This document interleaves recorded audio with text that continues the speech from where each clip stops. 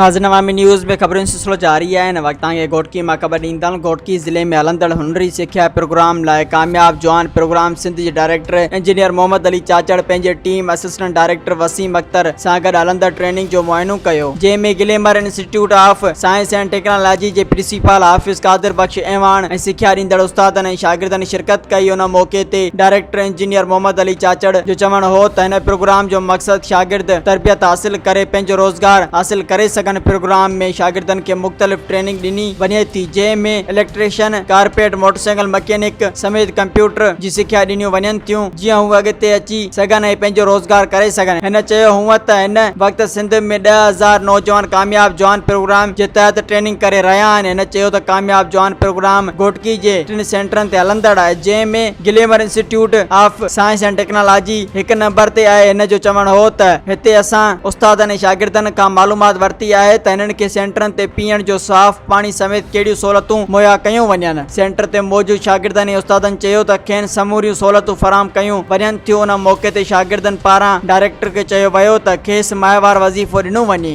मज़ीद खबरों और तफसीलात के लिए विजिट करें हमारी वेबसाइट www.awamiNewsHD.com।